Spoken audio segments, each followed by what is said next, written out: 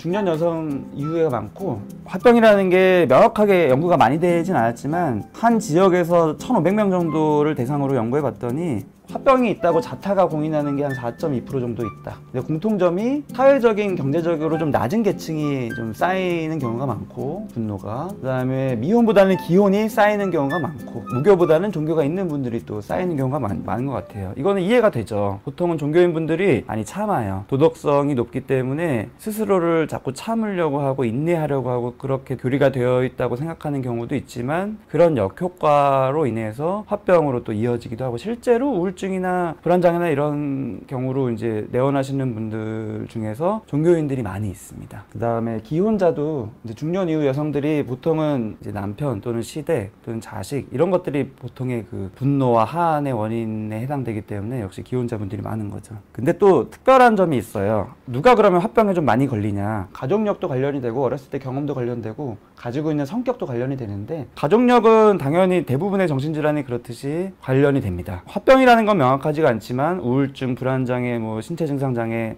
다양한 그런 실제로 정식 진단 기준에 해당되는 가족들이 있는 경우에 또 화병이 해당될 가능성이 높다고 되어 있고, 그다음에 어렸을 때 폭력을 당했던 경험이 있는 경우에 화병이 되는 가능성이 더 있다, 이렇게 되어 있습니다. 그다음에 성격, 원래 가지고 있는 성격이 충동성, 좀 이상하죠. 화병은 좀 참고 인내심 많은 사람이 생긴다고 했는데 왜 충동적인 사람이 있을까? 보통은 충동성이라고 하는 거는 행동으로 드러나는 것만 말하는 게 아니라요, 이 안에서 욱하는 걸 말해요. 속에서 욱하는 정도가 큰 분들은 참을 일도 많겠죠. 근데 사람마다 이게 달라요. 어떤 사람은 기질상 별로 이렇게 누가 어떻든 말든 그게 감정적으로 크게 다가오지가 않고 욱하는 것도 적은 경우들이 많습니다. 섬세한 분들이 보통은 욱하죠. 그런 감정들이 많이 느껴지기 때문에 주변에서 일어나는 저 사람이나 이 분위기, 그런 분들이 또 너무 섬세하기 때문에 역시 소심함, 내성적인 거랑 이게 다 이렇게 연관되는 경우들이 많습니다. 단점은 아닌데 장점도 분명히 있는데, 제가 항상 말씀드리듯이 이게 이제 감정적으로 참게 되는 식으로 악순환될 때는 이제 화병의 원인적인 성격이 되는 거죠. 그 다음에 위험을 회피하는 성격. 가족이라는 게 좀 싸우기도 하고 이런 식으로 더 이렇게 비온 뒤 땅이 굳어질 수도 있는 건데, 조금 더 가족은 싸우면 안 된다,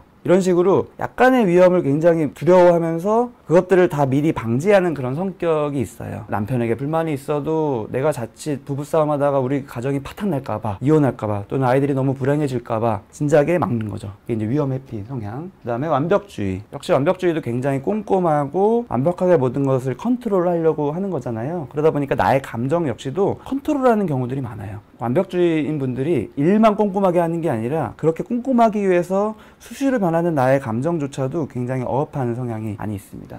책임감이 많은 분들이 역시 그것을 책임을 다하기 위해서 결국엔 내가 참는 식으로, 표현 안 하는 식으로 악순환되는 경우들이 있죠. 그 다음에 낮은 사회 기술이라는 게 뭐냐면은 이제 사회적인 기술, 사람과 사람이 만나서 대화를 하거나 어떤 소통을 할 때 이게 사람마다 기술이 다 달라요. 근데 이런 기술들이 좀 떨어지는 분들은 속에서 쌓일 일이 많아요. 왜냐면 오해받을 일도 많고요, 억울할 일을 당할 일도 많아요. 소통이 좀 잘 안 됐기 때문에 나는 그렇게 말한 게 아닌데 상대방이 오해를 해서 나를 안 좋게 평가하거나 안 좋은 얘기를 하면 내가 또 그거를 더 크게 오해해가지고 이제 악순환이 되면서 이제 쌓일 수가 있죠, 화가. 그래서 낮은 사회 기술. 낮은 자존감도 역시 관련이 당연히 많죠. 자존감이 낮다 보면은 상대방이 그냥 한 말인데 약간 꼬아서 듣기 때문에 또 역시 쌓이고 속에서 화가 일어나고 표현을 또 못합니다. 자존감이 낮아서 내가 말하면은 저 사람이 나를 이제 한심하다고 볼 것 같기도 하고, 또 저 사람 말빨이 나보다 셀 것 같아서 내가 밀릴 것 같아서 내가 참고 말지, 이런 식으로 또 쭉쭉쭉 이어지는 경우들이 많거든요. 그래서 이런 성격들이 관련이 많이 된다.